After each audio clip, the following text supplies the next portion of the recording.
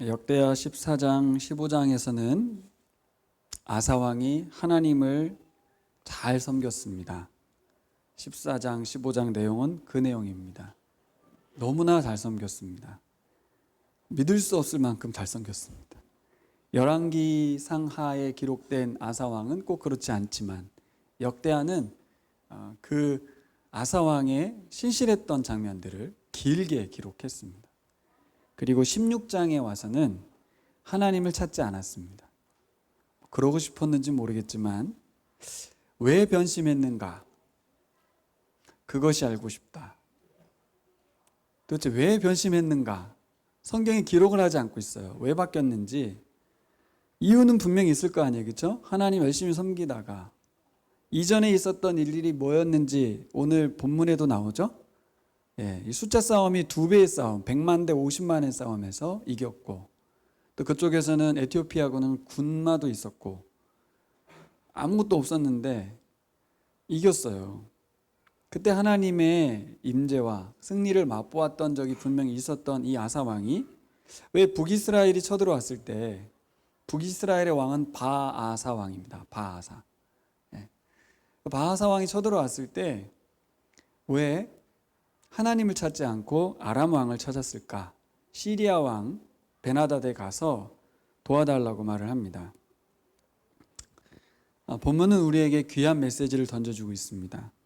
오늘의 신앙이 끝까지 보장되지 않는다. 그 누구도 장담할 수 없다. 우리의 믿음이 끝까지 견고하고 또 승리했으면 하죠. 그렇지만 녹록지 않다는 것을 13, 14, 15, 16장 아사왕 이야기를 통해서 알 수 있습니다. 그럼 우리가 신앙생활하는 중에 자꾸 넘어지고 흔들리는 이유가 뭘까? 하라는 대로 훈련도 받았고 또 큐티도 열심히 하고 있고 예배도 열심히 드리고 있는데 복음을 잘 알고 있고 복음을 잘 가르치기도 하고 전하기까지 하고 있는데 근데 왜 내가 흔들리지? 내가 왜 신앙이 끝까지 올곧게 가지 못하고 굴곡이 생길까? 뭐가 문제일까? 아사왕도 이러면 또 제자들도 그런 모습이라면 나라고 뭐 될까? 그래서 어떤 의문이 드냐면 끝까지 믿음을 올곧게 승리하는 게 가능한 걸까? 그런 사람이 있긴 한 걸까? 그런 생각도 듭니다. 한편에서는 이 아사왕이 고맙기도 하죠. 흔들려 줌으로 신실하기까지 하지 않으므로 우리도 핑계가 될 수 있어요. 봐라, 성경의 인물들 다 그러지 않냐. 그러면서 완벽한 사람 없다. 이렇게 말하기도 하지만 사실 그게 위안이 되긴 하지만 여러분 한편에서 정말 그런 마음 들지 않아요? 끝까지 승리했으면 좋았을 걸.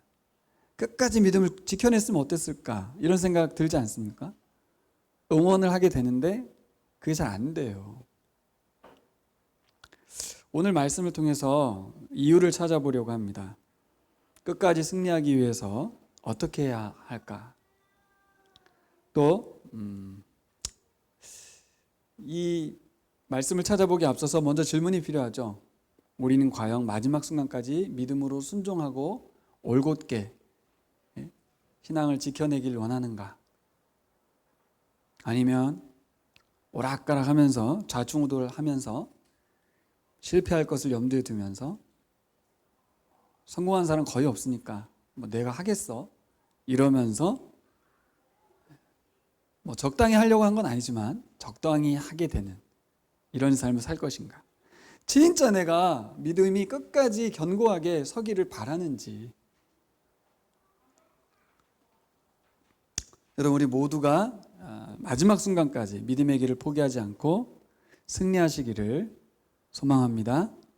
네. 저의 소망이 여러분의 소망이고 여러분의 소망이 저의 소망이었으면 좋겠습니다. 오늘 말씀을 통해서 예수님이 해주신 이 말씀을 잘 들으셨으면 좋겠습니다. 먼저 제가 오늘 계속 2주째 마가복음 이야기와 병행을 해서 설명해 주고 있는데 오늘도 그렇게 살펴보겠습니다. 먼저 아사왕 이야기를 먼저 하겠습니다.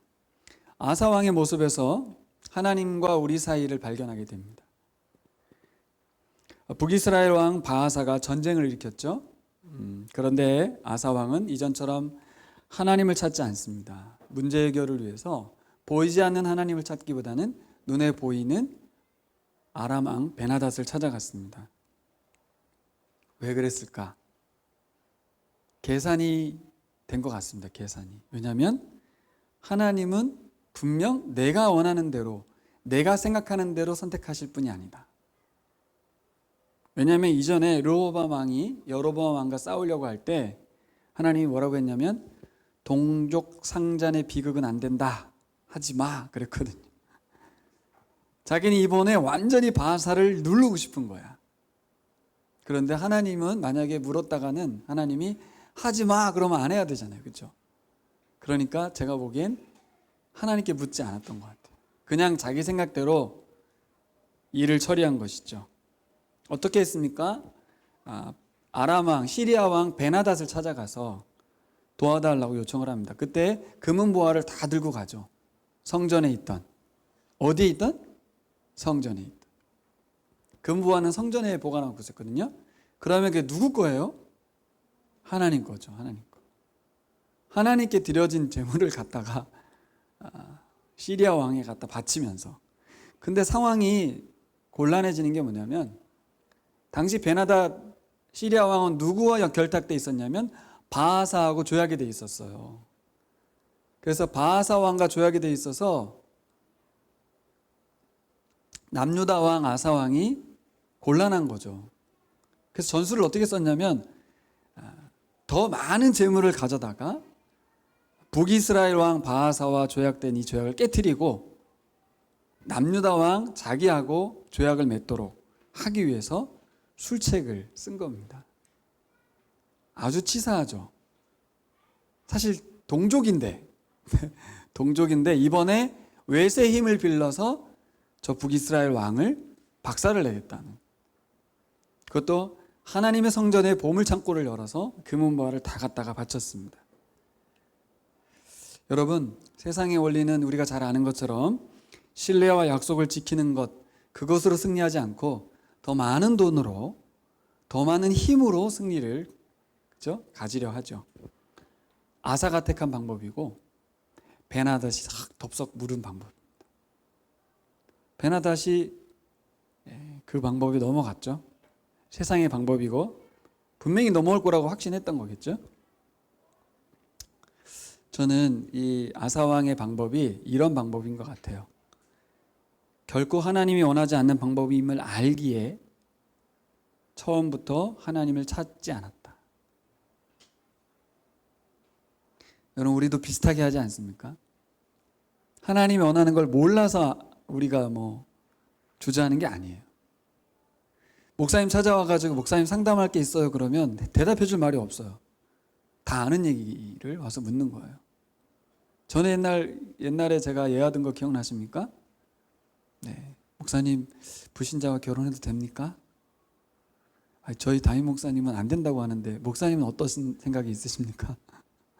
뭐 하려고 물으러 왔어요 그거 사실, 그죠? 네. 담임 목사님 말은 틀리고 제 말은 맞을까요? 여러분, 분명 하나님 뜻이 아닌 걸 알지만 나의 생각을 밀어붙이는 그런 신앙생활 할 수 있습니다. 분명히 우리도 알고 있고 그 결과가 어떤 결과를 초래할지 다 알고 있지만 성경에 종종 기록되어 있는데도 우리의 소망은 뭐냐면 나한테는 다른 결과가 올지도 몰라. 내 생각이 더 옳을 수도 있어. 하나님 말씀이 언제나 똑같을 순 없어. 왜냐하면 시대가 다르거든. 이러면서 나의 상황은 다른 결과를 나올 수도 있겠다. 여러분, 결코 하나님의 말씀의 원리는 변함이 없는 줄 믿습니다. 하나님 말씀대로 하셔야지 하나님 말씀대로 하지 않으면 낭패를 본다고 성경에 써 있습니다. 여러분, 중요한 건 우리의 신앙생활에 잠시 착각할 수도 있고 또 실수할 수도 있고 분별력을 잃을 수도 있습니다. 그렇죠? 언제나 그럴 수 있어요. 우리가 사람이니까. 문제는 지금부터예요.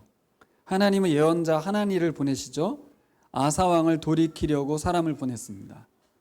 그래서 뭐라 그래요? 하나님께서 이전에 어떻게 하셨는지, 당신이 이전에 하나님과 연결되어서 어떤 결과를 가졌는지를 상기시켜 주었습니다. 그렇죠? 하나님은 언제나 우리에게 돌이킬 기회를 주시죠. 사람을 보내주십니다.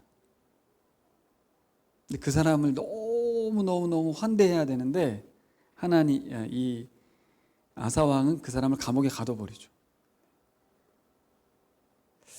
일전에 아사가 구스와 룹, 그 나라 에티오피아를 이겼던, 그 이겼던 힘이 말과 병거에 있었냐는 거예요. 뭐라고 말했죠? 여호와의 눈은 온 땅을 두루 감찰하사 자기를 향하는 자에게 능력을 주시지 않았느냐. 정말 유명한 말씀이죠. 여호와의 눈은 온 땅을 두루 감찰하사 전심으로 자기를 향하는 자에게 능력을 주신다. 이 말씀 이전에 그랬다는 얘기고 이후에도 지금이라도 전심으로 마음을 바꾸면 하나님이 능력을 주셔서 북이스라엘 승리하게 해주실 거라는 거죠. 그런데 왜 분명한 승리를 두고서 편법을 쓰고 하나님을 버렸는지 묻는 겁니다. 지금이라도 아사왕이 선견자의 말을 들었으면 살아났을 것입니다. 그렇죠? 그 얘기 한 거잖아요. 하나님께 돌이키면 승리가 올 거다. 하지만 아사왕은 하나님을 감옥에 가둬버렸어요. 네. 그리고 성경이 놀라운 이야기가 써 있습니다. 왕이 그 선견자만 가둔 게 아니라 백성들을 학대했다. 백성들이 무슨 죄가 있어요? 근데 왜 백성들을 학대하죠? 이 기록을 왜 썼을까? 묵상해 봤습니까? 그 사람만 감옥에 가둔 게 아니에요. 백성들까지도 학대했어요. 뭐예요? 그동안은 통제되었어요. 하나님을 왕으로 섬기고 있었어요. 자기가 왕권이 있지만 하나님 왕이시기 때문에 하나님의 백성이니까 함부로 하면 안 되는 거죠. 솔로몬이 왜 지혜를 구했죠? 하나님 백성이니 하나님의 지혜로 섬기겠습니다 였잖아요. 자기 백성이 아니에요. 응? 여러분 자녀가 내 자녀가 아니에요. 우리의 자녀가 아니고 하나님의 자녀라고. 하나님의 소유된 백성이라고. 그런데 포악하게. 학대했다라는 단어가 얼마나 무섭습니까? 왜 학대하는 거예요? 자기가 왕이라는 거죠. 그래서 왕권을 휘두르는 거예요. 이제 하나님 안 보이니까 보이는 게 없는 거예요. 여러분, 하나님이 안 보이면 뵈는 게 없습니다. 그게 우리 신앙인들이에요. 무섭죠? 여러분, 가장 큰 위기는 말씀이 안 들리는 것입니다.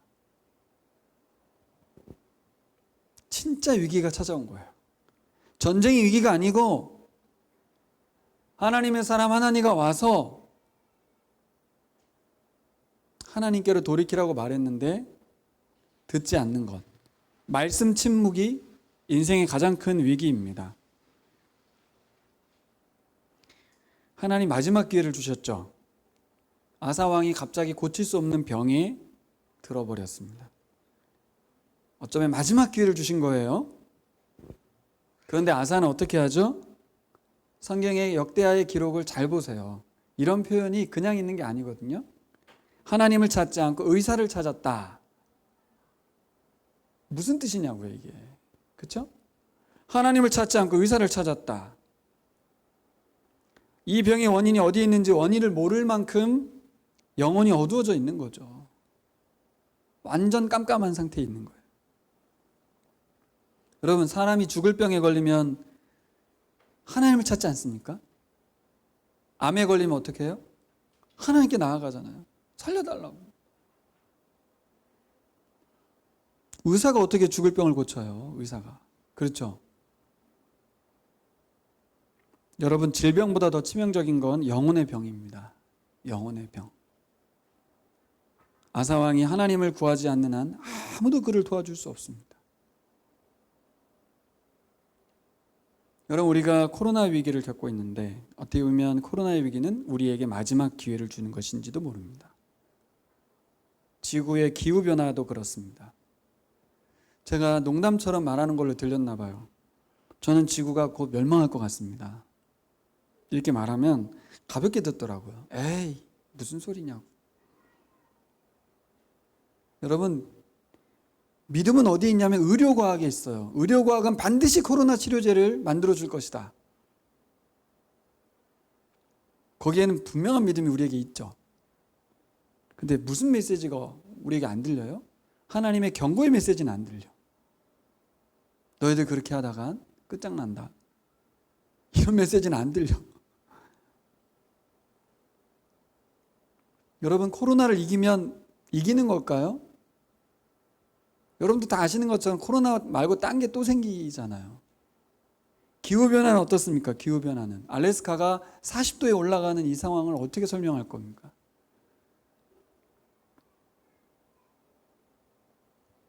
기후변화로 전 세계가 무너지고 있는데 영적으로 어두워서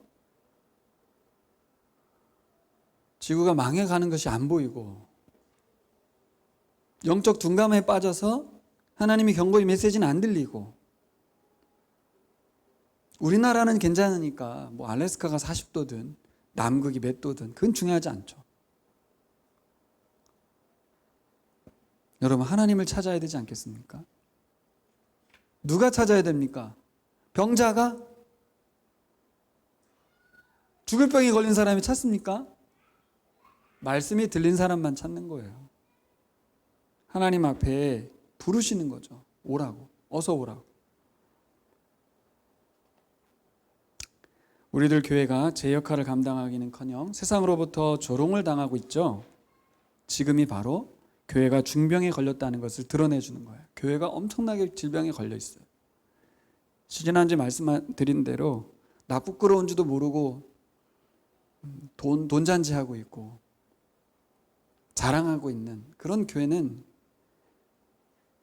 그 안에 있는 교인들도 병들어서 그것이 뭐가 문제인지도 모르는 상태에서 살고 있는 교회는 마지막 기회입니다.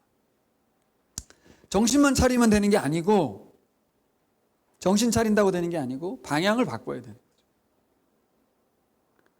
역대하의 핵심 구절이 뭐예요? 하나님께로 향하여 겸비하고 죄를 인정하고 하나님께 도움을 요청하면 하나님께서 하늘에서 들으시고 이 땅을 고치신다는 거 아니겠습니까? 누가 겸비해야 되냐? 저 죄인이 해줘. 제가 뭘 잘못한 게 있습니까? 영적 둔감함에서 빠져나와야 돼요. 말씀이 들린 자가 기도할 줄 믿습니다. 여러분, 이 시기에 우리가 해야 될 게 뭐예요? 하나님을 향하여 주님, 저희들이 방향을 잘못 설정했습니다. 교회가 다른 방향으로 가고 있음을 용서해 주십시오. 교회의 존재 목적을 회복하고 존재의 이유를 발견하고 하나님께로 향해야 될 줄 믿습니다. 마가복음 13장의 말씀을 가서 보도록 하겠습니다. 지금까지는 역대하의 기록을 통해서 하나님께 둔감했던 아사왕이 하나님의 경고의 말씀과 하나님 주신 질병에 대해서도 반응하지 못하고 결국 죽어서 끝나버린 이야기를 들었다면, 여러분, 그렇게 끝나겠습니까? 그렇게 끝나면 안 되잖아요. 그렇죠? 그래서 마가복음 13장을 통해서 우리가 뭘 보려고 하냐면, 그럼 어떻게 해야 되냐? 아사왕처럼 하지 않고 우리는 어떻게 해야 되느냐? 예수님의 말씀을 통해서 살펴보려고 합니다. 1절과 2절을 같이 읽어보겠습니다. 시작. 예수께서 성전을 떠나가실 때에 제자들 가운데서 한 사람이 예수께 말하였다. 선생님, 보십시오. 얼마나 굉장한 돌입니까? 얼마나 굉장한 건물들입니까? 예수께서 그에게 말씀하셨다. 너는 이 큰 건물들을 보고 있느냐? 여기에 돌 하나도 돌 위에 남지 않고 다 무너질 것이다. 자, 어떻게 하면 이 둔감함에서 빠져나와서 방향을 바꿔서 하나님께로 향할 수 있을까? 헛됨을 보는 눈이 열려야 됩니다. 제자들의 눈에는 큰 게 보였어요. 웅장한 게 보였어요. 위대한 게 보였어요.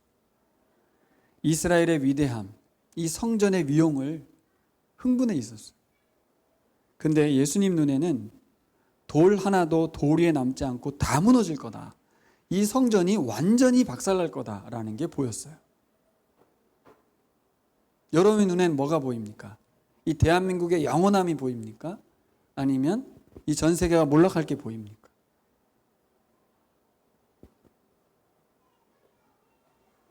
여러분, 우리의 눈에 이 세상의 영화가 헛되다는 것이 보여야 될 줄 믿습니다. 보여야 돼요. 시간이 지나면 허물어진다는 것, 죽는다는 걸 사람들이 모르진 않습니다. 인정해요. 질병에 걸릴 수도 있고 사고가 날 수도 있고 나이가 들면 죽는다는 걸 다 알아요. 하지만 영원할 것처럼 살아요. 뭘 놓치는 거예요? 심판이 있다는 걸 놓칩니다. 여러분, 심판이 있습니다. 심판. 우리가 뭘 알아요? 하나님이 세상 창조주인 걸 알아요. 그렇죠? 또 하나님이 세상의 주권자라는 것도 알죠. 그렇죠? 또 뭐 알아요? 하나님이 구원자라는 것도 알아요. 그렇죠? 근데 성경은 많은 부분에서 하나님이 심판주라고 기록하고 있습니다. 심판하시는 분이야. 여러분, 심판주께서 경고하시는 이 분명한 경고에 귀를 기울이셔야 될 줄 믿습니다. 헛된 것, 찬란한 것, 영광스러운 것이 지속되길 원하는 우리의 내면의 그 갈증과 갈망을 내려놓고 눈이 열려서 저게 무너질 거를 보셔야 돼요. 그래야만 그 헛된 것에 마음 두지 않겠죠. 눈이 열려야 됩니다. 여러분, 그러니까 제자들이 질문을 합니다. 헛된 질문을 하죠. 예수님 말씀하신 바에 진정한 의도를 물으려면 뭐라고 질문해야 돼요? 뭐라고 질문해야 돼요? 야, 이 건물 무너질 거야 라고 하면 뭐라고 물어야 돼요? 근데 뭐라고 물었죠? 이 일이 언제 일어나나요? 내가 살아있을 때 일어나나요? 뭐 그런 거 아니겠습니까? 왜 무너지는지, 이 영광스러운 것이 왜 무너지는지, 이 무너진다는 게 무엇을 의미하는 건지 그걸 물어보지 않아요. 말씀의 진정한 의도를 묻지 않아요. 뭘 물어봐요? 언제 무너지죠? 나 살아있을 때만 안 무너지면 돼요. 지구 종말이 오더라도 내가 살아있을 때만 안 무너지면 되는 거지. 이 코로나의 상황이 언제 끝납니까? 언제 우리가 마스크를 벗을 수 있습니까? 이 질문은 틀린 질문입니다. 이 코로나의 상황이 왜 벌어지고 있는지, 하나님의 뜻은 무엇인지를 물어야 돼요. 근데 안 물어요. 코로나 치료제가 이제 나오기 시작했는데 백신이 나올 거고, 그럼 우리는 어떤 마음이 있어요? 이전처럼 돌아가서 마스크 벗고 마음껏 즐기고 싶은 마음이 커요.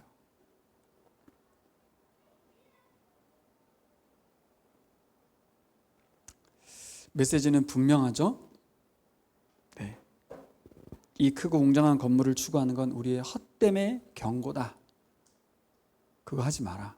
제자들 너희들 그러면 안 된다. 우리가 추구해야 될 건 무너질 것이 아니다. 영원한 것이다. 진리의 말씀인 줄 믿습니다. 우리가 보아야 할 것은 하나님의 말씀이고 진리의 말씀이고, 그런데 우리에게 보여지는 건 대부분 크고 웅장한 건물이라는 거죠. 13절로 가보시면 신앙생활이 뭔가? 신앙생활은 고난의 길이라고 나옵니다. 순례자 여정이라고 나옵니다. 13절 볼까요?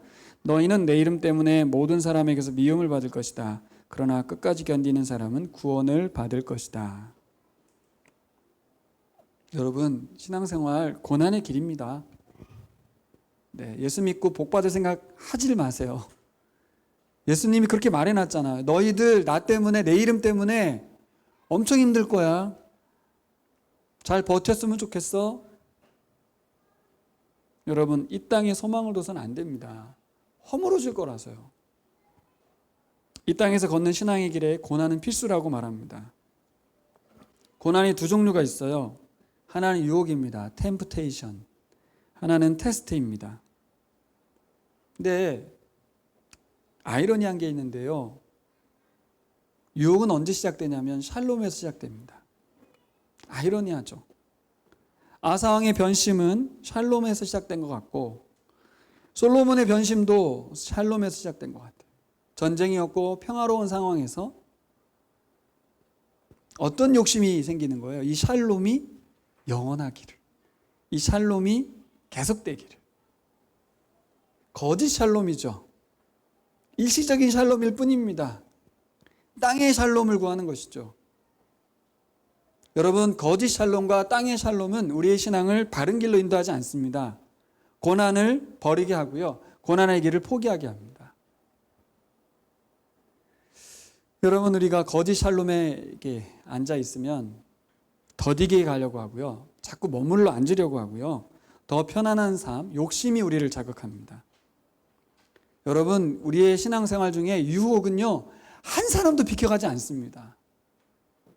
모두에게 옵니다. 유혹은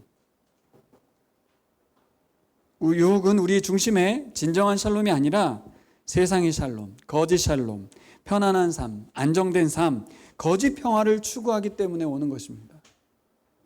여러분, 우리가 샬롬의 삶을 추구하는 데 있어서 하나님께서 계획하신 그 샬롬이 아니라 내가 누리고 싶은 그 샬롬, 그 평안, 그 편안, 안정, 그거 추구하다 보면 유혹이 옵니다. 유혹이.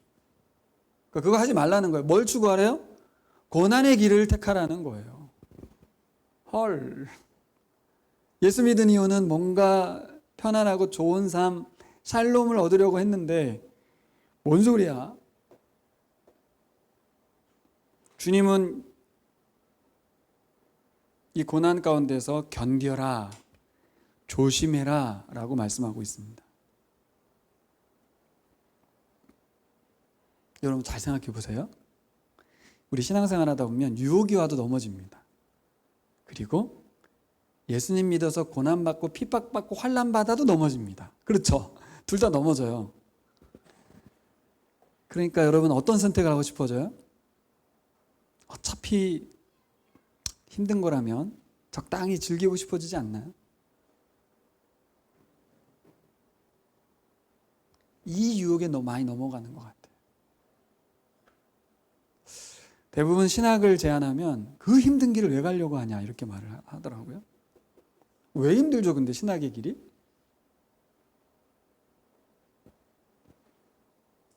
그러면 신학을 하지 않는 평신도의 길은 힘들지 않습니까?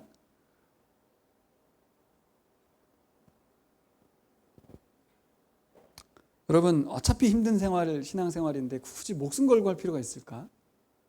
어차피 힘든 거라면 그냥 적당히 하고 싶어지지 않습니까? 저는 이 고난의 길이 자초에서 얻어지는 고난, 유혹에 넘어가서 겪는 고난의 길이 있고, 주님을 열심히 섬기기 때문에 당하는 고난, 어려움이 있는 것 같아요. 이 둘 다 여러분 잘 견디고 조심해야 합니다. 둘 다 잘해야 돼요. 끝까지 견디는 게 중요합니다. 어느 순간 유혹에서 빠져나올 수도 있으니까요. 거기에 그냥 훅 들어가서 끝나면 안 되고 나와야죠.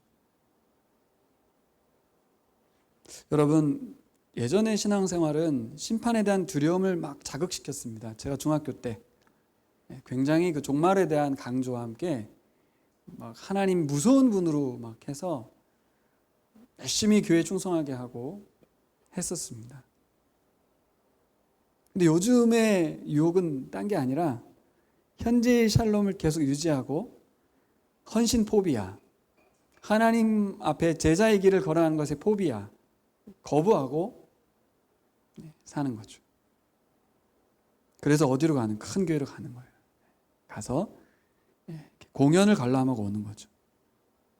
아주 아름다운 화성에 맞춘 성가대의 찬양을 듣고 아주 짧고 굵은 선명하게 들린 우리를 위안해주는 설교 말씀을 듣고 자리를 일어서고 외식으로 가는 거예요.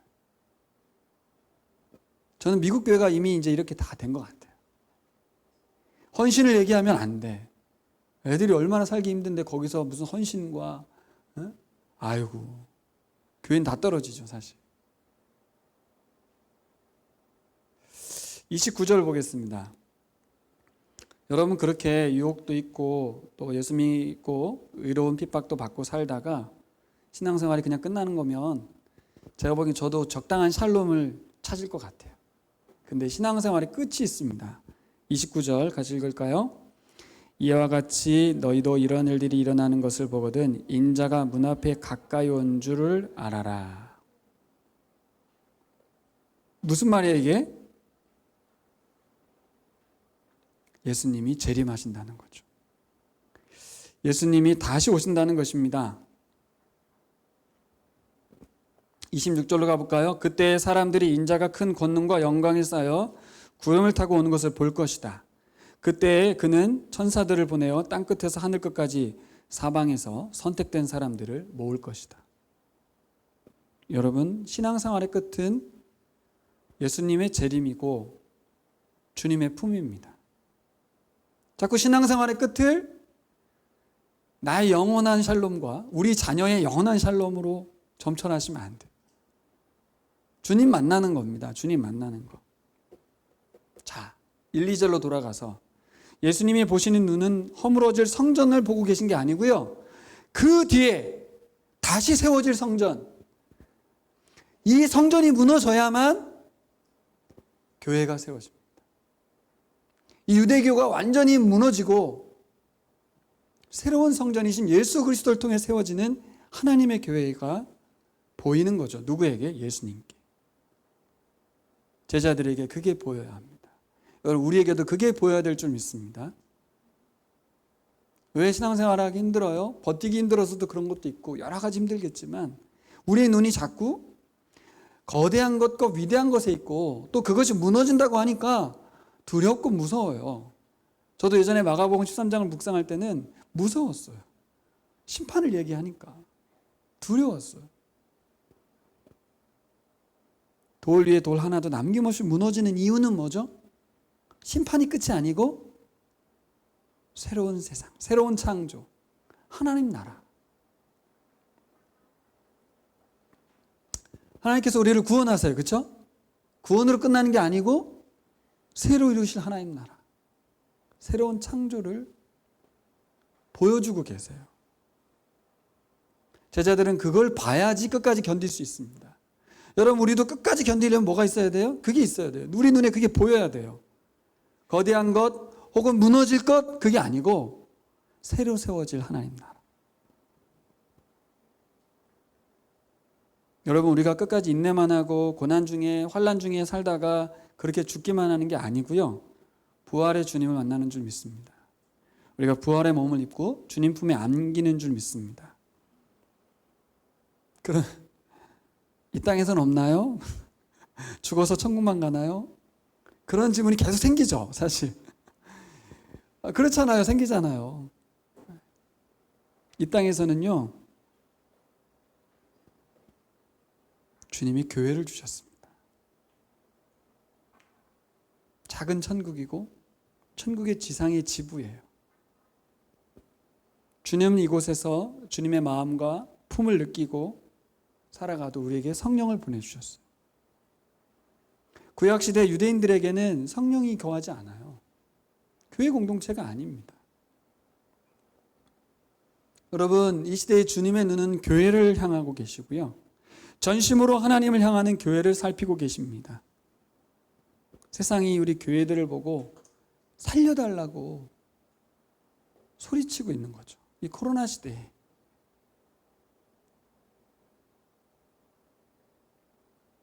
여러분, 교회를 다녀도 시간이 지나면 무료해지고 흥미를 잃어버리게 됩니다. 왜 그래요? 우리의 눈과 귀가 세상에 크게 열려 있기 때문에 그래요.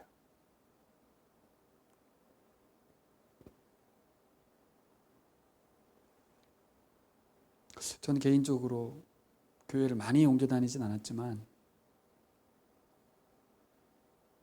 그냥 하는 말이 아니야. 정말 새로운 교회가 좋았거든요. 너무 좋았는데 다 그렇진 않더라고요, 그 교인들이. 이렇게 좋은 교회를 왜 힘들어하지? 이런 생각이 너무 많이 들었어요, 사실. 그래서 그런 생각도 해봤어요. 딴 교회를 좀 가봐야 돼.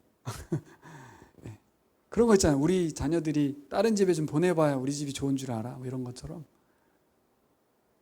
그런다고 깨닫진 않아요. 좋은 게 뭔지가 다르기 때문에, 제가 좋다는 느낌하고 그들이 추구하는 좋다는 게 달라서 그래요. 여러분 진짜 뭐가 좋아요? 뭐가? 어떤 게 좋은 거예요?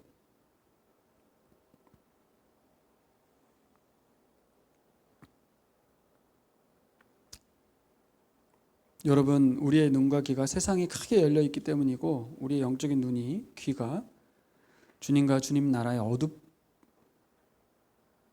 어두워요. 그러니까 좋다는 느낌이 하나도 안 드는 거예요. 좋은 건 따로 있기 때문에, 내가 좋아하고 즐기는 건 따로 있기 때문에 하나님 나라가 확장되고 복음이 확장되고 영혼이 세례를 받고 구원의 일이 일어나도 전혀 감동이 오지 않아. 뭐가 좋은 거죠 도대체? 저는 한 해 그 새로운 교회에서 11명 세례 준 적이 있었는데 정말 벅차더라고요, 가슴이. 와, 우리 교회도 11명의 영혼이 막 세례를 받고 구원을 받는 일이 일어나는구나 하고 너무 좋았는데,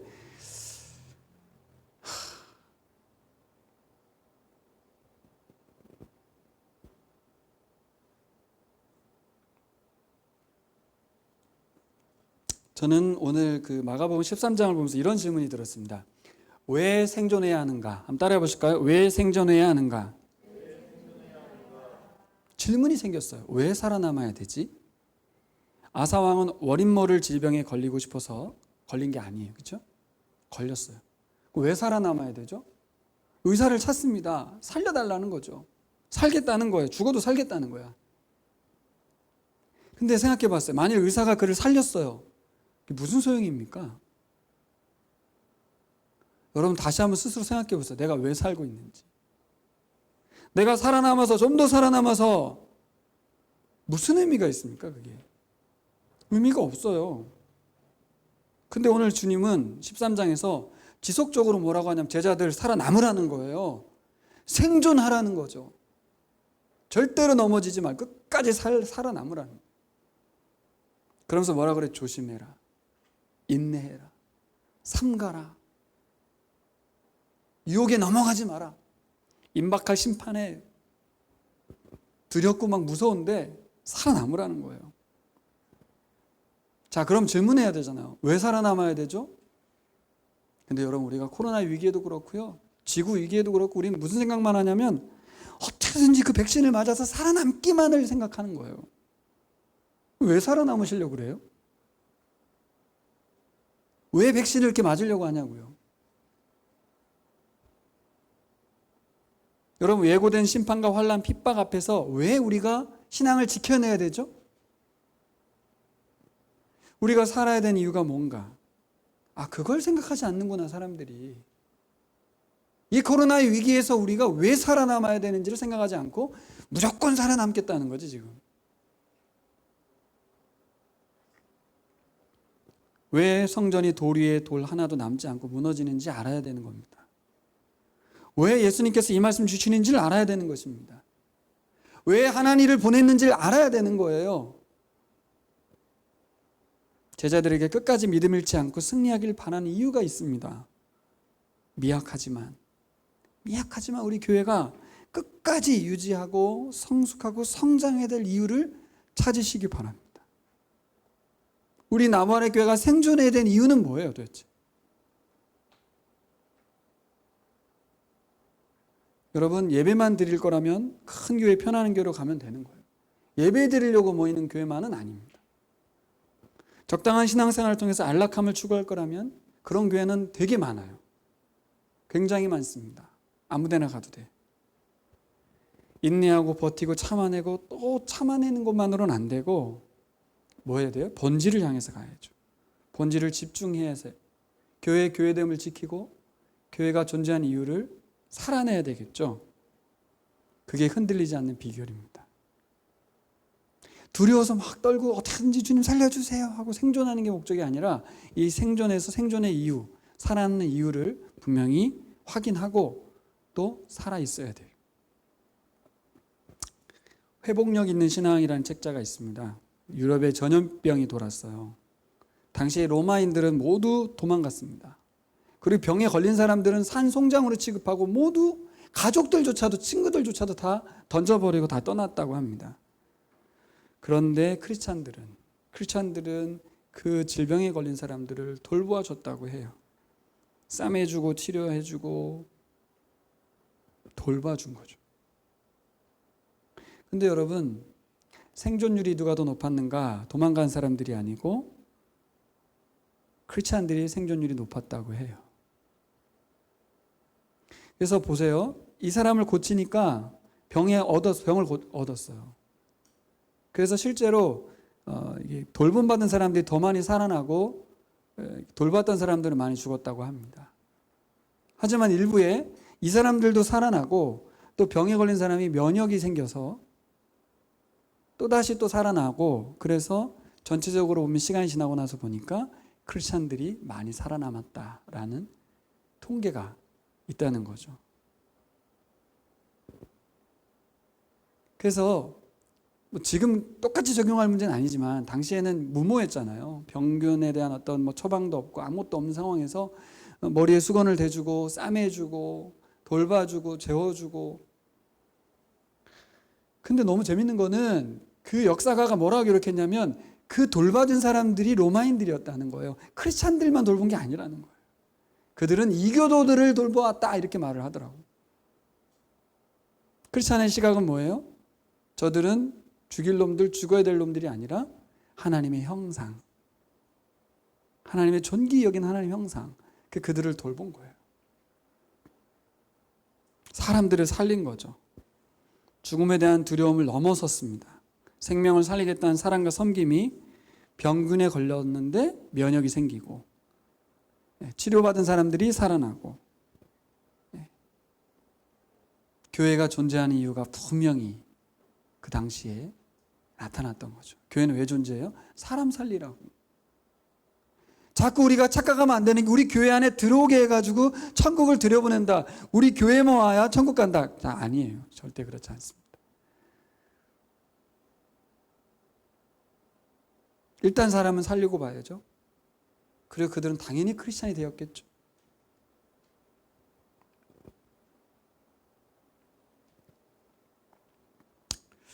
헤리킨 목사님 강의에서 이런 말씀하셨습니다. 동물들은 생존을 위해서 살아간다. 그러다가 죽을 것 같으면 쉰다. 하지만 사람은 삶을 위해서 살아가는 거다. 사람은 쉬는 게 아니라 안식을 하는 거다. 그렇게 말을 했어요. 다 쉬려고 살아요. 그럼 뭐예요? 동물 같은 삶이에요, 여러분. 사는 게 아니에요. 쉼을 위해서 사는 것, 안락을 위해서 사는 것, 쾌락을 위해서 사는 것은 동물의 삶이에요. 그건 본능이에요. 본능. 죽지 못해서 쉬는 거라고요. 그러나 우리는 안식이에요. 안식의 핵심이 뭡니까? 하나님과의 관계잖아요. 그렇죠? 안식은 하늘로부터 오는 거예요. 제자리로 돌아가는 거예요. 여러분, 그냥 존재만 하는 생존의 단계에서 사시겠습니까? 아니면 삶의 단계로 넘어가시겠습니까? 말씀 마무리하면서 이 비유 하나만 드리고 마치겠습니다. 마가복음 4장에 가면 씨 뿌린 자의 비유가 나옵니다. 좋은 밭에 심겨진 씨앗의 그 결실이 몇 배로 나오는지 아십니까? 30배, 60배, 100배로 나옵니다. 여러분, 마음밭이 좋은 밭이면 30배, 60배, 100배의 결실을 맺는데요. 여러분 마음에 어떤 느낌이 드세요? 우와, 진짜? 2배도 아니고 3배도 아니고 10배도 아니고 30배, 60배, 100배? 만약에 주식을 하는데 100배의 결과를 나온다는 정보를 알고 있으면 어떻게 하겠어요? 나만 알겠죠? 그걸 다 같이 공유해서 100배를 온다면 얼마나 흥분됩니까? 좋죠. 100배 수익이라는데.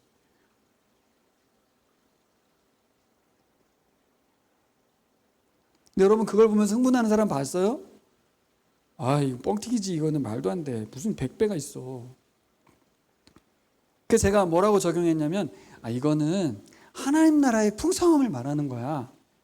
그 다들 그럼 그렇지. 하나님 나라의 풍성함이지. 그렇게 여기더라고요. 처음에는 막 돈과 연결시킬 때 막 흥분되는데 하나님 나라의 풍성함은 별로 흥분이 안 돼. 엊그저께 목요일날 오셨던 우리 서석 선교사님이 우리 새로운교회 청년들 데리고 10년 전에 북한 강의를 하셨었는데 지금 중국에 가서 선교 사역을 하고 있습니다. 다음 주 주일날 모시려고 하는데 이분이 와서 해준 말씀이 있어요. 가정교회 지도자 목사님이 공안에 끌려가서 다음날 시체로 왔다는 거예요. 그래서 그 가정교회를 외국인이 지도하면 안 되기 때문에 중국인이 지도를 해야 되기 때문에 중국인 교회가 몇 개가 있었던 거죠. 근데 할 사람이 없는 거예요. 자매 한 명이 있었대요. 자매 한 명. 그 자매한테 네가 해야 된다. 제가 어떻게 합니까? 너 나랑 집회를 4번 하지 않았느냐? 보라도 했고 묵상도 할 수 있지 않느냐? 이 2가지만 했대요. 보라와 묵상. 그분이 하는 건 32주짜리 성경 공부인데 그건 안 했어, 걔는. 보라하고 그냥 묵상만 할 수 있어. 근데 그 교회들도 그 자매가 리더가 됐으면 좋겠다고 얘기했대요. 그리고 그 자매가 리더가 된 이후에 교회가 50명에서 350명이 됐대. 배율은 7배인가요? 이건 100배죠, 100배. 사람 하나 모이는 게 얼마나 어려운데요, 여러분. 우리 교회 여기 새로운 가족 한 명 오기가 어려워요. 그 예수 믿으면 잡혀가는 그 나라에서 350명의 교인들이 불어났다는 것은 기적이죠, 기적. 이 말을 듣는 여러분 흥분이 되십니까? 좋은 밭에 복음이 뿌려지고 그 뿌려진 복음에 순종의 열매가, 순교의 열매가 교회가 확장되어 가는 이 장면이 여러분에게 흥분이 되십니까? 여전히 건물의 큰 걸 보시는지 아니면 하나의 나라 지속적으로 좋은 밭에 의해서 복음에 의해서 확장되는 게 보이시는지, 주님이 세우고자 하는 그 교회가 세워져 가고 있는 것이 보이시는지 묻고 싶습니다. 무엇이 내가 흥분되고 있는지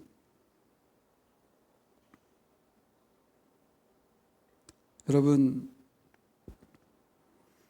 들어야 삽니다. 오늘 제목은 들어야 삽니다입니다. 말씀이 들리지 않는 게 가장 인생 최대의 위기예요. 들어야 돼요. 듣고 내가 무엇을 보느냐도 되게 중요합니다. 듣는 대로 보이거든요. 아까 내가 말한 대로 주식 100배의 정보가 들어오면 그게 보입니다. 하지만 복음이 이런 죽음 앞에서도 그 여자의 몸으로, 그 처녀의 몸으로 가진 것도 별로 없는 상황에서 그가 순종하고 하나님 나라에 헌신했을 때 나타나는 이 결과를 보는 눈이 열리기를 소망합니다. 전 우리 나무 아래 교회가 하나님의 뜻이 있어서 우리 진면자매도 개척에 동참하게 해주신 거라고 생각합니다. 지난 잠깐의 순종으로 양말 세트 얼마 안 되는 그걸 전달했지만 그 아이들의 마음에 갖는 기쁨, 감사, 뜨거움은 큰 것 같아요. 교회 와보고 싶다. 교회 와서 보고 싶다라는 마음이 드는 거죠. 여러분, 우리가 주위를 돌아본다면 충분히 우리가 주님의 손과 발이 될 일들은 많은 것 같아요. 이 코로나 시기에 최대한 우리가 교회로서의 사명을 잘 감당하는 우리 교인들이 됐으면 좋겠고, 세상이 두렵죠. 무너질 것 같고 종말이 올 것 같아서 두렵긴 한데 질문을 틀리게 하지 않았으면 좋겠습니다. 그래서 언제 종말이 오죠? 그래서 언제 코로나가 이전처럼 우리가 돌아가죠? 그게 아니라 질문은 뭐예요? 하나님, 코로나 시기에 하나님 우리 교회가 왜 존재해야 되는지, 제가 이 교회 안에서 내가 어떤 역할을 하고 어떤 삶을 살아야 하는지, 제가 속한 이 공동체 안에서 회사와 가족 가운데 어떤 모습을 살아가야 하는지 묻는 시간들이 되시기를 소망합니다.